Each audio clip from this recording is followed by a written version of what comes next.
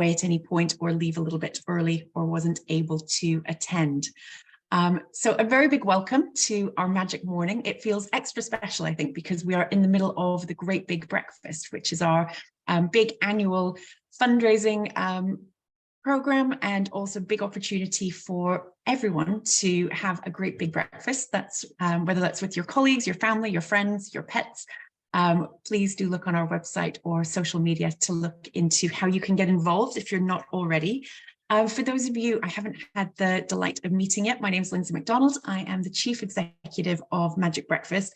And in addition to being excited because it's the Great Big Breakfast, I'm also very excited for today's Magic Morning, because we are finally getting the opportunity to share an early sneak peek to the important research we've been completing in the last 12 months. And that has been bringing the voices of pupils, parents and caregivers very much to the forefront. And for those of you who are part of the Magic Breakfast family already, you know that we refreshed and updated our values last year, and one of them is that children and young people are at the heart of everything we do. And I think this Magic Morning really brings that to life. And we've got some fantastic speakers today, including our very own Katie Freeman. But before going to Katie to get to the kind of main event, just a couple of housekeeping things from me. I did mention as people were arriving that we're recording the session and it will be available on YouTube later on today. If you would like to, you can enable live captions if the Canadian accent is confusing you, and follow along in text. We also have the opportunity for you to submit questions. So there's a Q&A button right at the bottom of your screen. And at the end of the session, I'll be bringing the questions to various panelists and speakers today. So please do feel free to submit them throughout the day, throughout the session, sorry, and we'll come back to them at the end. And for those of you who were aware, we did have planned to have some pupils join us from Leeds City Academy, but unfortunately, due to the joys of technology issues, that's not been possible today. But we have, as I say, lots of pupils' voices coming to life, and we're also joined by a parent and I would say breakfast champion. So you can look forward to that too. But to kick us off, first I would like to welcome and introduce Hazel Johnstone. Hazel joins us from the People's Postcode Lottery, who are an absolutely invaluable long-term supporter of Magic Breakfast. And they're also the funders who made today's Magic Morning and the research that we're going to be sharing possible. So I'm delighted to introduce Hazel, and I'll hand over to you now, please. Thank you, Lindsay, and good morning, everyone. I'm Hazel Johnston, and I'm the Long-Term Partnerships Manager at People's Postcode Lottery, and it's a pleasure to be here with you today. I have been with the lottery for 10 years, and I'm responsible for leading and managing the Long-Term Partnerships Trust that provides unrestricted long-term funding based on trust and supports a wide range of charities to address societal and environmental needs, not only in Great Britain, but also beyond, allowing them to use their funds where it's most needed. I joined People's Postcode Lottery in 2013, which was when the Postcode Children's Trust was founded. Magic Breakfast was one of the first charities funded through this trust in 2014, and I'm delighted that our players have now raised an incredible £3.5 million for the charity to date. It's been wonderful to see our relationship flourish and see the difference that Magic Breakfast has made to children, young people, their families. And we are proud that we could fund this exciting research project, allowing them to gather insights directly from those who use the service for the first time and at a huge scale too. The findings of the research will help the charity to be more child-centred and consider different perspectives when carrying out their mission to end child morning hunger. People's Postcode Lottery understands that in order for our charity to fulfil its overall purpose and mission, it's crucial that they utilise funding for research and insights, enabling charities to consult with those who are directly using their services and activities so that they can consult and listen to their wants and needs. This allows charities to ensure that their strategy is fit for purpose. I will now pass over to Katie Freeman, Research and Insights Manager at Magic Breakfast, who will tell us more about the findings. Over to you, Katie.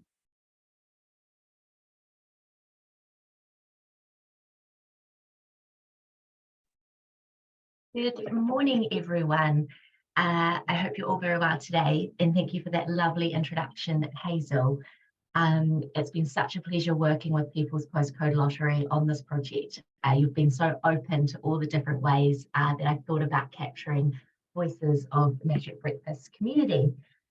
Before I get started, it's worth noting that today I'm sharing with you a selection of the findings from the research, and there will be an opportunity if you'd like to follow up and get any more detail on anything I say, do reach out to your Magic Breakfast contact. And next month, we will be releasing a report that summarises the findings more widely. As Lindsay mentioned, today is sort of a special sneak peek, and it's the first time that we're sharing these findings outside of the Magic Breakfast team. So why did we do this research? So as Hazel mentioned, it's our first large-scale research in our partner schools to understand parents and children and young people's perspectives of breakfast, morning routines, and the cost of living crisis. We do collect pupils' voices, parents' voices, sort of ad hocly through our engagement partners who are Magic Breakfast staff who work with our schools to implement their school breakfast provision. And they talk to teachers, pupils, parents when they go into schools and feedback that information to us. And we do collect pupils' voices via surveys or focus groups, but these are often limited to a particular topic or area of the country.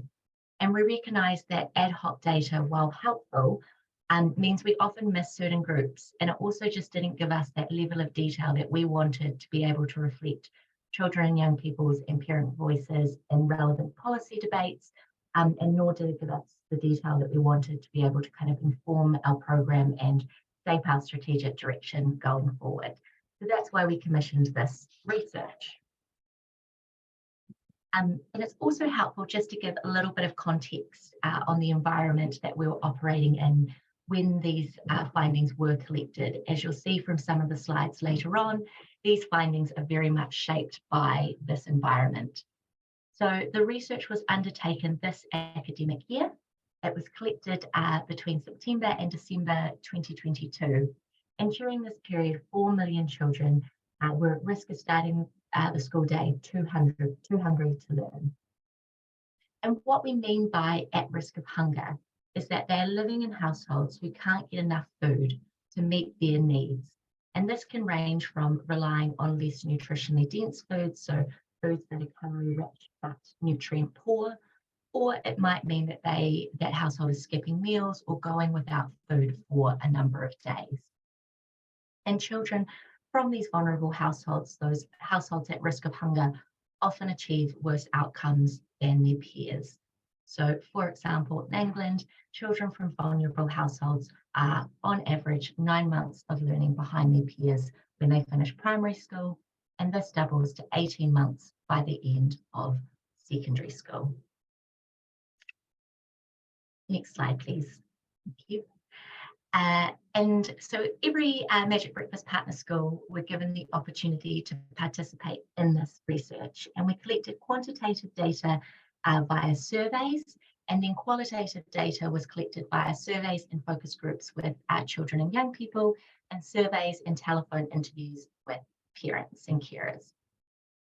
We had a great response rate from a really diverse group, which allows us to understand the perspectives from a wide range of localities, age groups, household types, for examples.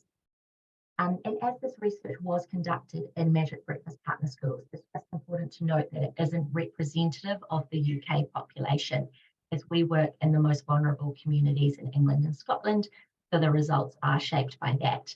And also all of these schools were Magic Breakfast schools, which means that they have existing breakfast provision. So that's also likely to influence the answers, which you'll see on some of the slides as well. So diving into the findings, we asked pupils if they thought that eating breakfast was important. And not only did they agree that it was important, they also agreed it's important to offer children something to eat for breakfast at school. And what this highlights is that children and young people in our partner schools really value school breakfast provision. We also asked about how often pupils eat breakfast, why they do or don't eat breakfast. And we found that the majority of pupils ate breakfast. However, this does change with the age and gender of the child, with older pupils and girls less likely to prioritise breakfast eating. And this was for a range of reasons. So older pupils, for example, were more likely to prioritise staying in bed longer. And that's with what we know about adolescent sleep and wake cycles. And girls were more likely to say that they didn't eat breakfast because they were worried about putting on weight. Again, fits with data from the sector. Next slide, thank you. We also asked children and young people sort of their thoughts and feelings around hunger, and what the findings highlight on the slide is that children and young people use a range of feelings to describe how they feel when they are hungry. And what we can see is that hunger is a key barrier to learning, with 35% of children and young people saying that they find it harder to concentrate when they are hungry, 28% saying that they do not have enough energy, and 21% saying that they are in a bad mood. And being in a bad mood can also lead to disruptive behaviour in the classroom, which not only impacts on that child's learning, but it can also impact on those around them. We found from the research that older pupils were more easily able to describe the impacts of hunger, and therefore it's really important that schools understand how to identify signs of hunger in younger pupils, as they might not understand them themselves, and they might not manifest in those typical ways, such as a stomach hurting. So another role of our engagement partners is to help schools understand some of these less obvious signs of hunger or vulnerable families, such as, say, bad behaviour with regards to hunger, and target those pupils for attendance at breakfast provision. So we spoke to pupils about their experience of their school breakfast provision, why they have breakfast at school, and their thoughts on the breakfast provision that was offered at their school. And while focus groups revealed that younger children were less aware of the reasons why they have breakfast at school, it was great to see so many children cite that they found breakfast provision a positive environment and a way to ensure that they had something to eat in the morning. It was also great to see in the research that not only does breakfast provision enable children to overcome hunger in the classroom, but children describe lots of additional positive benefits. For example, 56% of children and young people having breakfast at school said it made them like school more.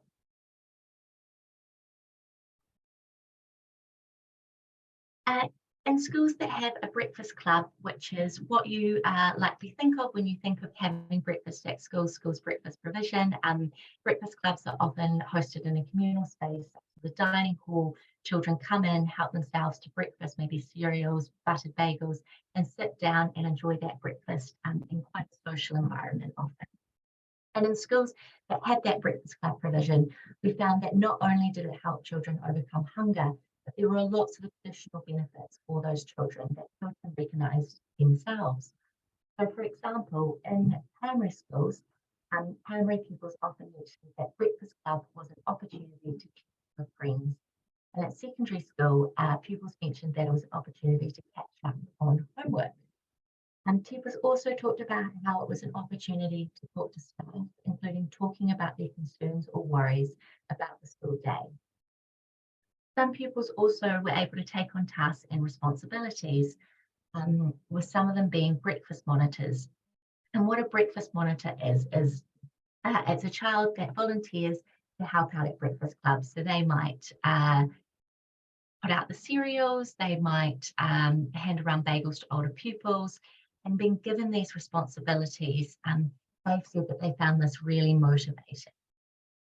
And we also found from the research that pupils that attend breakfast club generally talked about how they had a calmer and more relaxed start to the day than pupils that didn't attend a breakfast club. So what this highlights is that there are lots of additional benefits beyond ensuring children and young people are fueled for learning from school breakfast provision.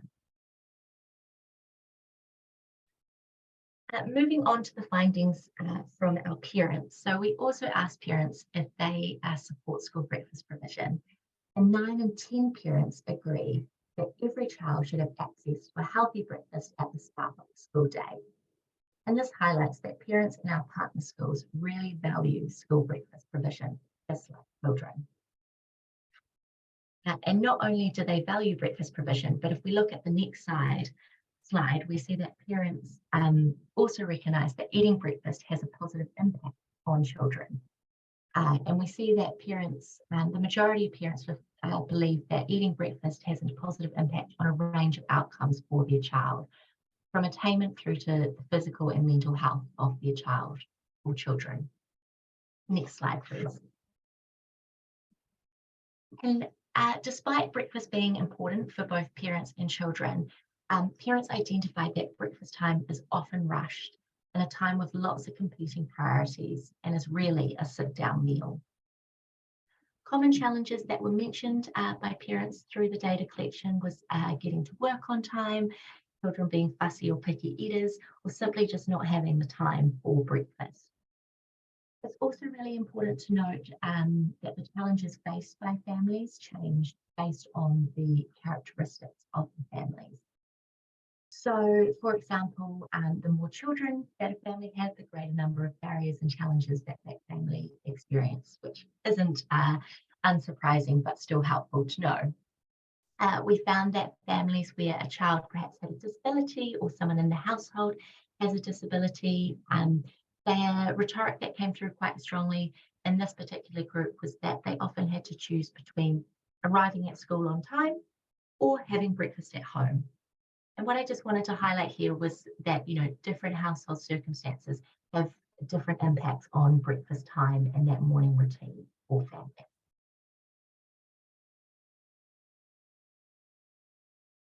So only 22% of parents surveyed say they never make use of school breakfast provision. And what this highlights is the breadth of families that will engage with school breakfast provision.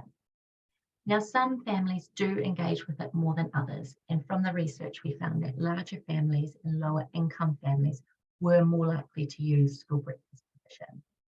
And this chimes with sector data, as these families are often more vulnerable and more at risk of food insecurity as well. The research also found that the research also looked at the reasons why families use school breakfast provision. And there was a range of reasons mentioned by families, from being led by the child that they enjoyed it was a good start to their day, through to families recognising that it relieved pressure on the household budgets. Next slide, thank you. And as for children, parents identified that there were a range of impacts of school breakfast provision for their child beyond simply providing them with a breakfast at the start of the school day. So parents noted that breakfast at school supported a calmer morning routine, and it was even an incentive to get their child to school in the morning. They noted that it gave them a chance to socialise and also develop independence, so such as through those breakfast monitor roles I talked about earlier. And one thing that came really sort of strongly through in the findings was that breakfast provision at school supported families when they had an unexpected challenge or change to their circumstances. And I think the reason that this was really strong was that because of when we did this research, so we did it going into winter, we did it just as the cost of living crisis was really starting to bite. And perhaps for some families, that might have been the first time that they were experiencing food insecurity. And so this rhetoric around breakfast being there when those circumstances change was really prominent in the research. And at Magic Breakfast, we pride ourselves on the fact that our provision is there for anyone that needs it. So it's not means tested. If there is an unexpected change in a family circumstance, they are able to access breakfast provision without barrier or stigma. Next slide. Thank you. Unsurprisingly, families in our partner schools are being acutely impacted by the cost of living crisis. So 76% of parents said they're not able to get enough healthy food to eat. And often in situations like the cost of living crisis, food is the first household expense to be impacted, as it's elastic, it's something that families can control. And you can see this in the stats here, with 33% of families reporting that they've cut back on the amount of food that they are buying, and 23% reporting that they are buying less fruit and vegetables. The cost of living crisis is impacting some households more than others. And again, in our data, we found that low-income households and larger families were more impacted. And this again chimes with sector data on food insecurity and the impacts of the cost of living as well. Thank you. Next slide. And unfortunately, not only is the cost of living crisis impacting on parents and their decisions, but it's also impacting on children, with a fifth of children worrying about not having enough food at home. And we know that worry about food insecurity can have long-term repercussions for children.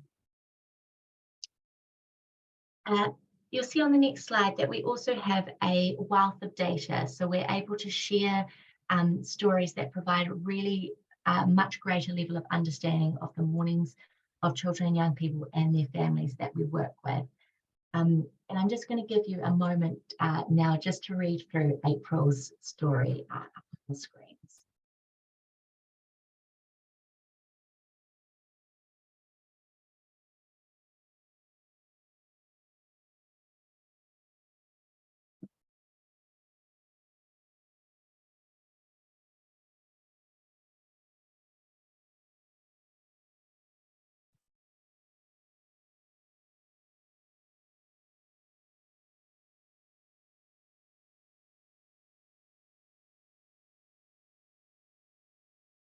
Great, hopefully that gave you enough time to read it. So what's next? If we just moved on to the next slide. As I said at the top, we will be sharing these findings externally in May, so please do look out for these on our socials. We would love you to share them alongside us.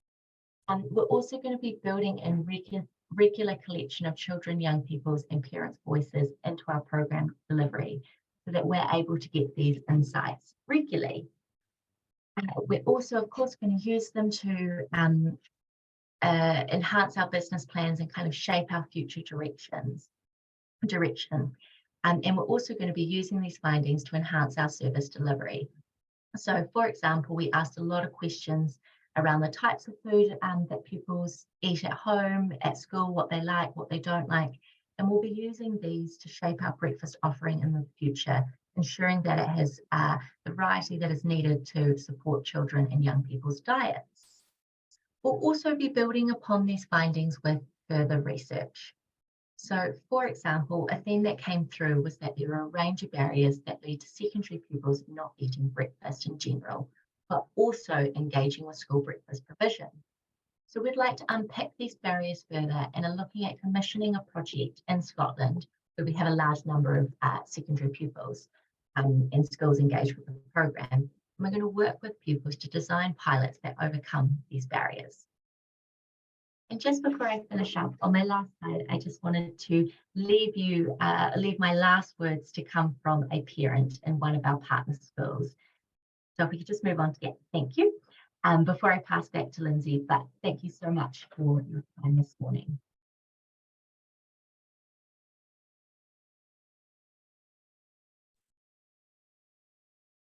Thank you so much, Katie and Hazel. I'm sure I've already seen questions coming through in the Q&A, and I'm sure there are others brewing. So please do make sure you add them to the Q&A, and we'll get back to as many as we can in the session. You know, as Katie touched on, research is a hugely important piece of Magic Breakfast's, overall work and operations. And I think this piece of research in particular really drew on so many different partners, members of staff, organizations, to obviously bring those literally thousands of voices from pupils, parents, and caregivers. And we are really delighted to be able to share those and the insight as well. And speaking of parents, we are now going to, I can only describe this as we're going live on location to Goldfinch Primary School. We are being joined by our very own Daisy, who is part of the fundraising team here at Magic Breakfast. And she is with Charlotte, who has been described so far as a superhero and a celebrity, also a breakfast champion. She's a parent and school governor. So that gives you just a slight insight to the superhero qualities. And they have actually just come from the breakfast provision at Goldfinch Primary, which is in South London. It's a one-form entry primary school and has just under 200 pupils currently on roll. And they have a universal breakfast provision. But I'm sure we're going to hear more about that from Daisy and Charlotte, and I'm delighted now to hand over to them both. Thank you. Thank you very much, Lindsay. Yes, we have just come from breakfast. To make the call, we actually delivered bagels early today, so we didn't get to see the pupils and their faces when the bagels arrived. But I have to say, I feel like I'm with a celebrity, because all the staff have said, we're so lucky to have a parent like Charlotte who helps us, and they've all said, thank you so much for Magic Breakfast. So Charlotte has very kindly taken time to join us and taken time out of her morning to help provide breakfast for Goldfinch Primary. And we are going to go through some questions, and Charlotte's very kindly agreed to share some thoughts and some insight on some of the findings from the research that Katie's just touched on, and drawing from personal experience and opinion. So I will start with the first question. Hi Charlotte, could you tell us a bit about your role at Goldfinch and how the breakfast provision works at the school? So, hi, I'm Charlotte. I'm a mum of two, and both my children attend Goldfinch. I'm a parent governor, also chair of the school's PTA, bagel lady, as I'm known in school by all the children, and also general lunchtime volunteer within the school. My involvement started from the PTA, and joining the PTA, I then ended up getting involved with the Magic Breakfast at the school. It used to be done first thing in the morning, so as we've done it today, where we go before the start of school and all the children would come in and receive their breakfast. But now, to make sure that every single child is able to get a breakfast provision, we do it once they come into school, because obviously it's only myself who does the bagels at the moment. There is no other volunteers. So we do it once I've dropped my two into school. I will go off and cut butter and slice up bagels, and then I will go and deliver them to every class for that group, because we split ours into Key Stage 1 and Key Stage 2 and rotate from bagels and the cereal. And that way we can guarantee that even some of the children that might be late into school or have early morning appointments, and again, coming late, will still be able to get a breakfast. And we found that that works for Goldfinch, rather than it being like first thing in the morning, them having that little bit of time in school, using their brain for a little bit. And then, like, some of the children call it brain food, that I go and deliver them their brain food to go and get ready for the rest of the day. I think Bagel Lady is a very impressive name. Thank you so much. And on to the second question. So one finding showed that 91% of parents agree that every child should have access to a healthy breakfast at the start of the school day. Do you agree, and why? I do agree. It is a big thing for all the children to make sure they've had a breakfast in the morning. For mine personally, I wouldn't be able to get away with not giving them breakfast because they wouldn't stop. But obviously not everybody's in that situation. But by knowing that they're going to have something when they come into school does make a difference, because it definitely keeps them going. And you can see that, even though, like, for instance, our older ones might not eat first thing in the morning, as like you said, different studies have found the older ages varies when they want to eat something. But definitely for our younger ones, having something in the morning is key for them to continue and have a good day, or at least up until lunchtime. Because here at Goldfinch, we've got staggered lunches, which is still due to like COVID, where they staggered everything a little bit more.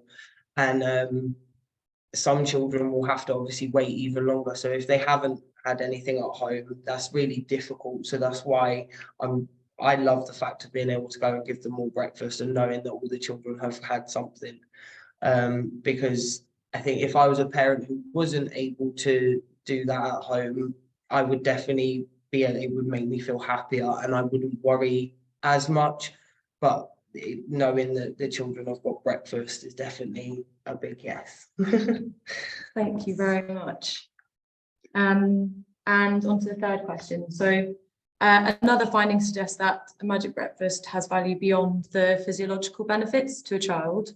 Would you agree? What's your experience of that? So yeah, you can see it makes a difference, not just on the fact of them having something to eat, but their behavior, their moods, their general sort of aura sort of thing just changes, like knowing that they've got that little snack. Some of them use it as a snack, some of them will have it, it will be their like sort of first breakfast, but that will keep them going. And it's again just a massive help for them because it just allows them to be their best, in all honesty, because some children you can tell if you've got children of your own, you know, if they're hungry, they get cranky, they're not very pleasant. But it just improves them in every aspect. Yeah, I mean, children might definitely agree. Yeah, when they're hungry, everybody knows about it. And that's not what you want in a school. Thank you. And the fourth question is, 65% of parents were aware that their child's school offers free breakfast. 25% of parents whose children were eligible for free school meals were not aware of free breakfast provision at their child's school. And what are the barriers that you've experienced talking about breakfast in a school amongst parents at Goldfinch that you've noticed? So one thing I noticed is making sure that magic breakfast is known, that everybody knows it's there for everybody. Because for us here, we obviously have a breakfast club, but that's an Avery sort of breakfast club where you have to pay for breakfast, which again, not everybody can do. So it's about almost making sure that everybody knows that no matter what, your child is going to be getting a breakfast. Like the only reason, well, no, there isn't even a reason. I was going to say the only reason they wouldn't get breakfast if I'm not here. But then in that instance, I always give enough notice to the teachers to allow them, and they will go and help themselves to the bagels and do it themselves. Or they will just offer them cereal and give the children a bit of choice. But it's making sure that parents, because until I sort of got more involved in the school, I didn't know that my two were receiving anything for breakfast. So to say, when they used to come home and say, I'm having bagels at school, I'm like, what are you talking about, sort of thing. But it's definitely about having it, making sure that they know it's there. Barriers within Goldfinch itself, one of our biggest barriers is language. We've got multiple languages within our school, and it's kind of difficult to get everything across fluently, because unfortunately I don't know any other languages. We've got a couple of teachers that we're lucky enough that do, but that's one of the biggest barriers. And then I think where we've had COVID and socializing, parents don't really mingle anymore and have the time to talk, because I think they're still quite not as forthcoming in regards to having like coffee mornings and stuff like that. But it's definitely it's trying to socialize again and getting the words out and talking to everybody. And yeah, I think that's, yeah. It sounds, honestly, having seen the breakfast this morning and knowing that every child will arrive and get something to eat, sounds like that makes the biggest difference in comparison with sort of any other breakfast model. Thank you. And on to question 5. So one of the findings suggests that morning routines can be fairly busy and poses barriers for breakfast in the morning. Do you experience this at Goldfinch or from other parents? So me personally, I'm lucky enough to only live over the road from the school. So routine is quite easy for me, and my children are quite keen to a routine. But for some parents, especially at Goldfinch, they have to travel to school, obviously relying on bus services because not everybody drives because it's too expensive to now. And you can definitely see that does impact, because there is times that they might have to have a breakfast on the go, which means they haven't really had anything fulfilling that's going to see them through the day. So routines can be busy and can affect other people.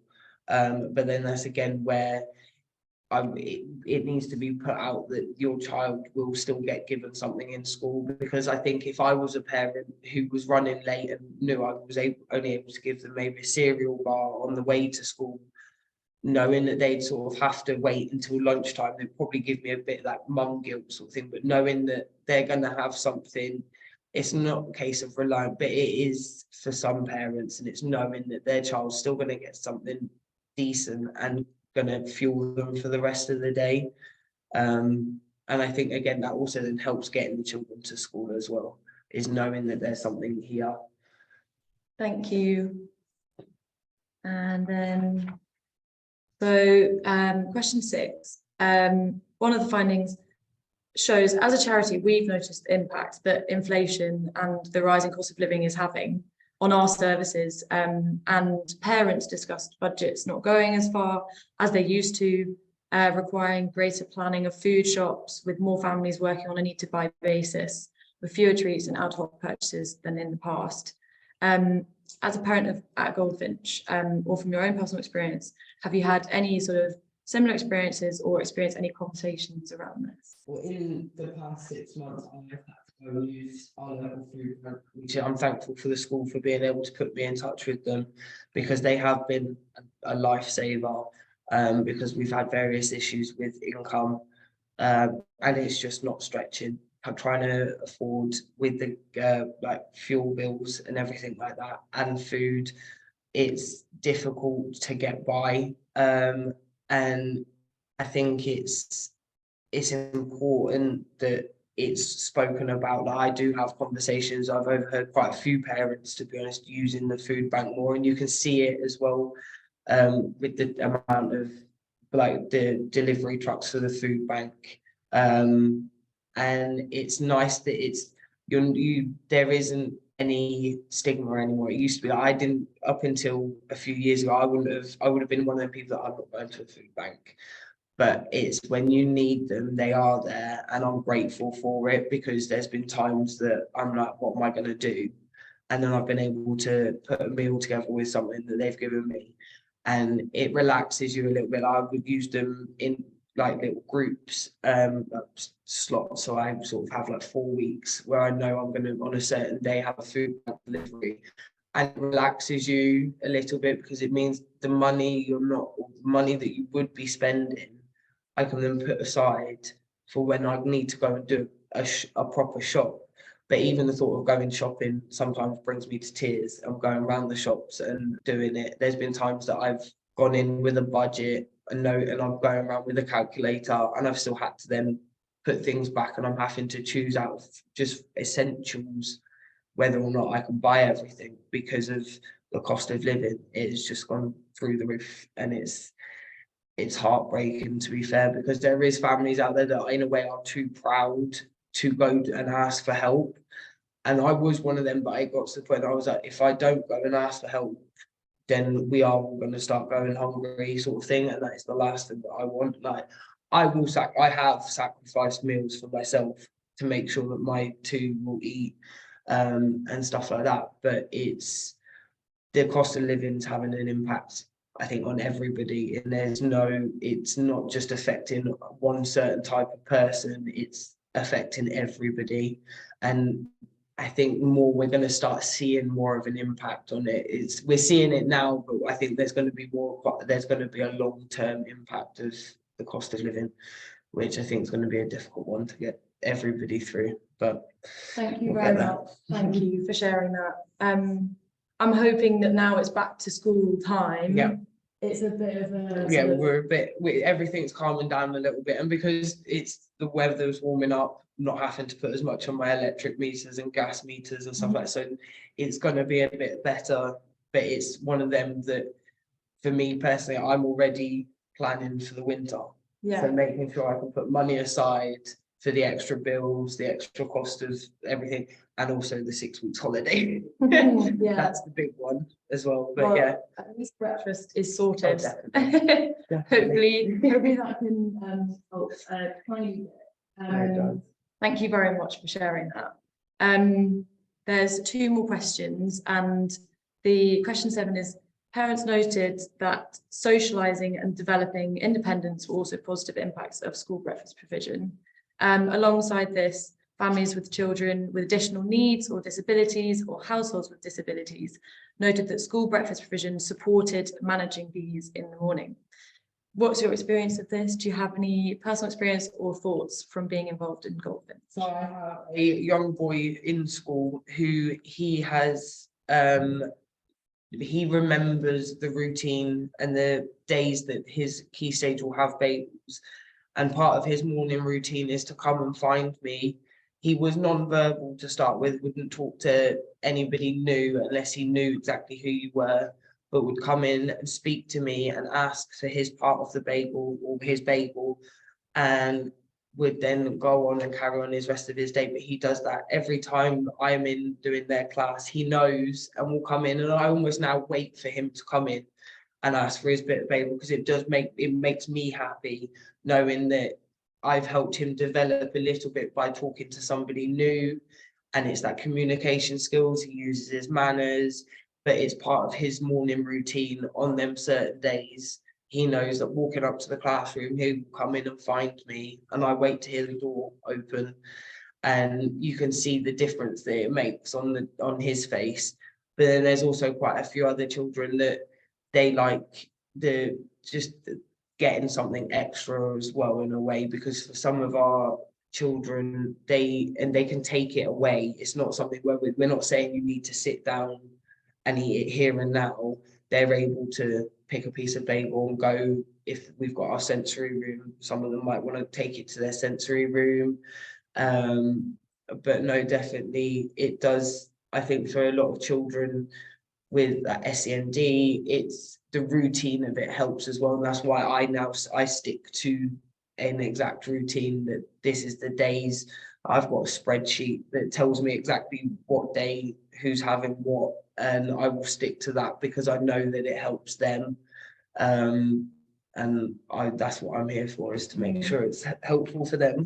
Well, having done breakfast this morning with you, I've seen the system and it works. Thank you so much. This is the last question. So seeing as there are supporters of Magic Breakfast here, I just wanted to ask if there's anything that you'd like to share before we finish. Just a massive thank you, because it really does mean a lot to myself as a parent and a few other parents that I speak to and whatnot, knowing that there is something here for them. It definitely makes a difference. But yeah, a massive thank you to Magic Breakfast, because otherwise we wouldn't have it. Thank you. Well, thank you. Thank you so much for joining us and for changing your breakfast routine to come to this. I will now hand back over to Lindsay. We've just had someone wave at us through a window. Thank you so much. Thank you both. I know for any of us who have had the joy and the privilege of attending a Breakfast Club visit, what always stands out is the fact that it's so much more than a bowl or a plate of food. And I think, the data set that out really clearly from what Katie shared, but Charlotte, you absolutely brought that to life in terms of everything that a breakfast provision actually unlocks and fuels and provides for children and young people each and every day. So a very big thank you, Charlotte and Daisy. Thank you very much for your wonderful hosting skills.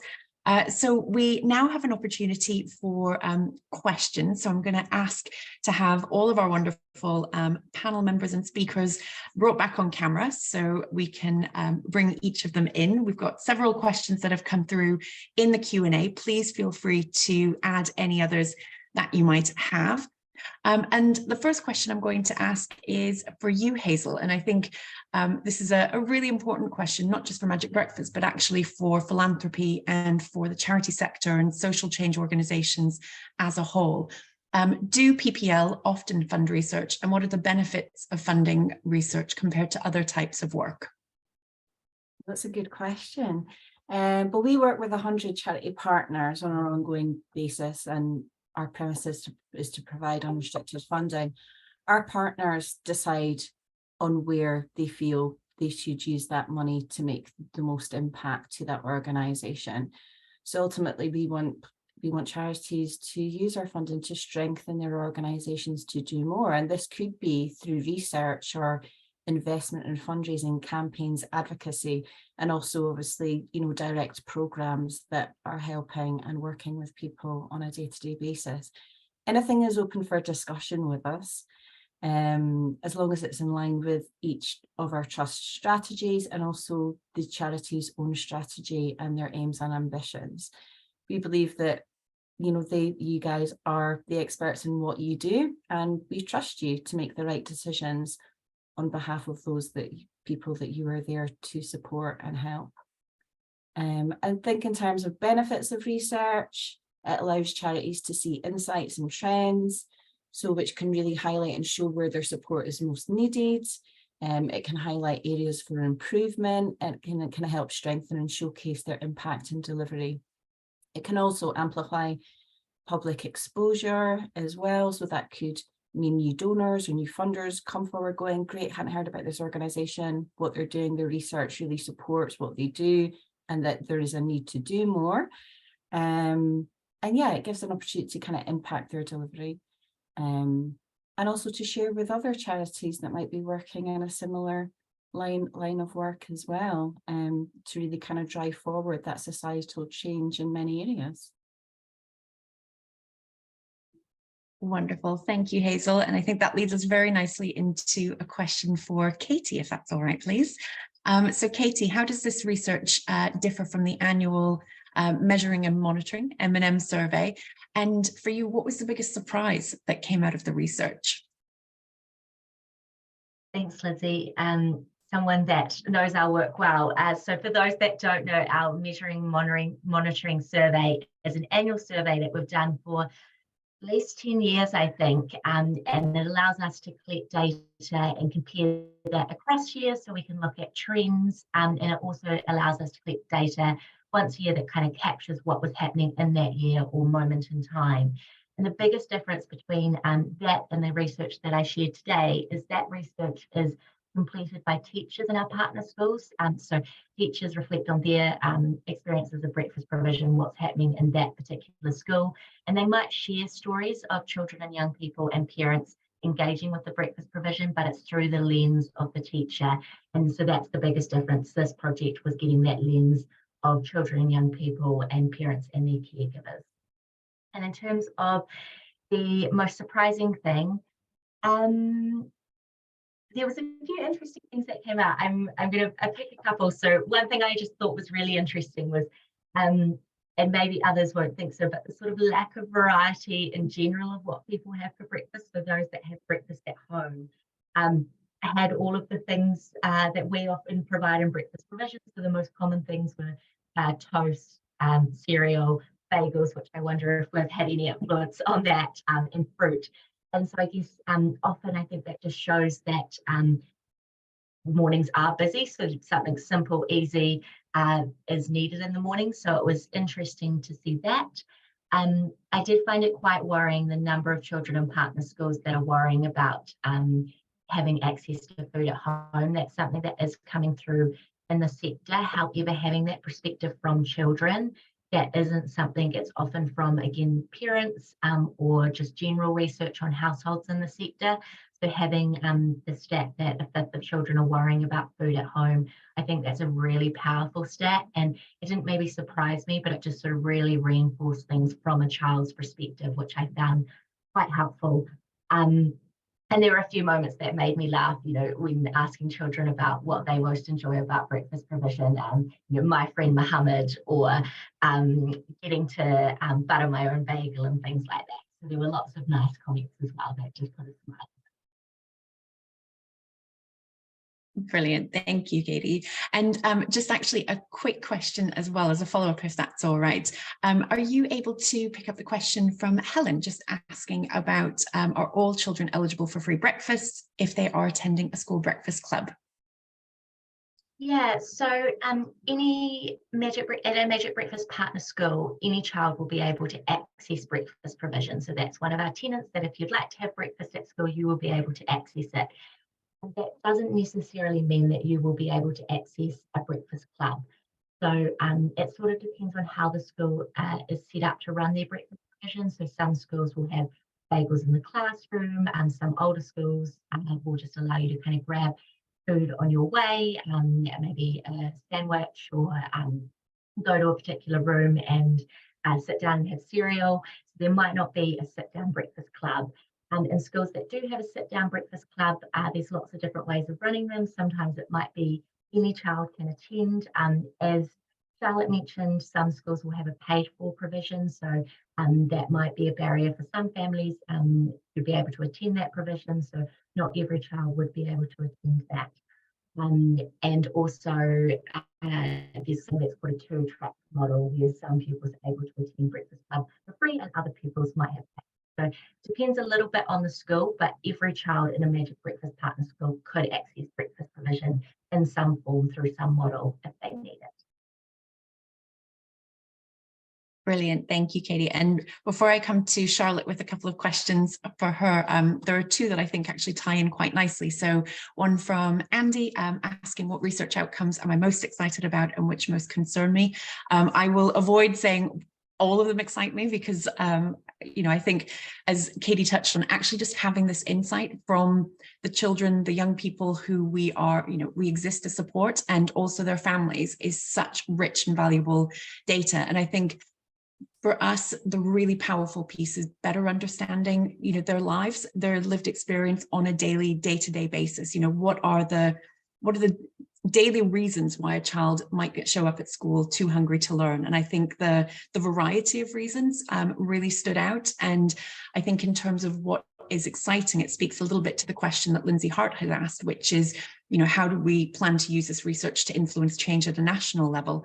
This gives us a real insight to who are the other organizations that we can collaborate with, that we can work alongside, who we can ask to amplify our message, who we can amplify theirs, that will really make a systemic change. So for instance, last week, the Children Poverty Action Group, CPAG, did a lot of work in raising awareness of the two-child benefit limit. And one of the things that came through clearly in this research is the particular challenge that larger families, for instance, face in terms of providing food at the start of the school day. And, as Katie touched on, that really busy start to the morning, for instance. So just understanding who we can work with and how we can hopefully collaborate more effectively to achieve even more.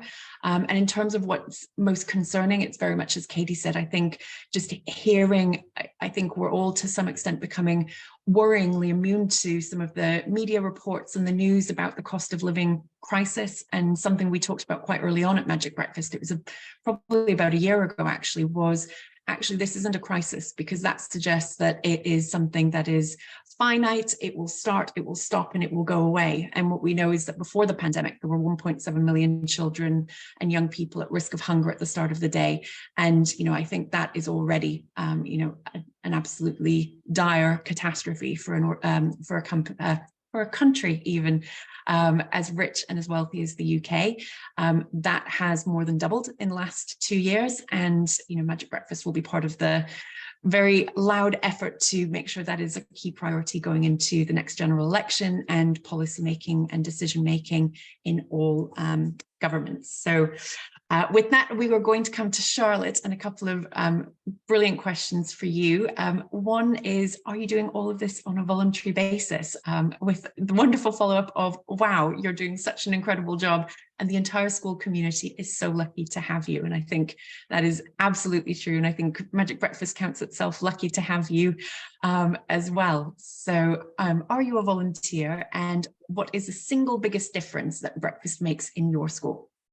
So yeah, I do everything that I listed that I do is all on a voluntary basis. It takes up the majority of my day. But again, I love doing the bagels for the children, or breakfast in the morning, because it, as well as making my day, I know it makes theirs. The single biggest impact, I think, is just the fact you can see it makes the children happier. By them having something in their bellies, they are generally happier and they have a better day, which not only means that they're in a good mood, but it helps the teachers as well, and anybody else, me, volunteers that come in again at lunchtime. You're not hearing, I'm hungry. I know from my children, it's constantly, I'm hungry, but they don't fully understand that. But we all know that they've eaten something, but they are generally happier children when they've got something in their bellies. So yeah, that's probably the biggest impact at ours at school at the moment, because you can just see it. And by taking, normally, obviously, when I take the bagels in, it's a big thank you from all of them, like, thank you, bagel lady. And I have a couple of children that will come up and give me a cuddle and stuff like that, just to say thank you. And it's just like, it's no bother for me to sit and do it for you, as long as it, like I said, as long as they're happy and it keeps them fueled.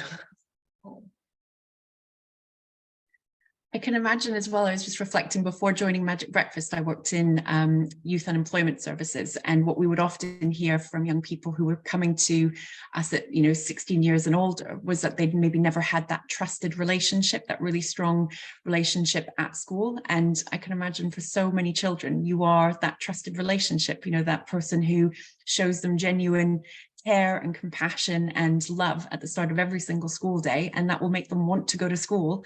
And that's ultimately half the battle in terms of unlocking that education and that potential. So thank you very much for everything you do each and every day. A wonderful question just on, we've talked a lot about breakfast products and food items, and a question just in terms of how are these food chosen? What are the criteria? So Magic Breakfast's breakfast provision always complies with the school food standards or regulations in Scotland. And what we also are increasingly seeking to do is provide more choice and variety.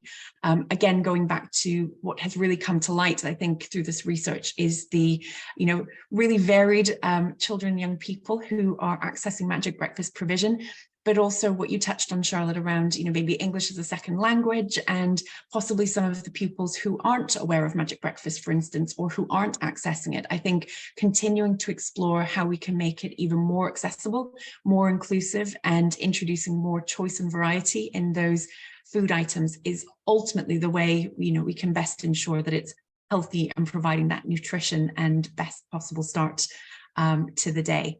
So with that, and I think I would say this has been the best possible start to the day, nothing like a magic morning to kick off a Tuesday, especially if the sun is shining where you are.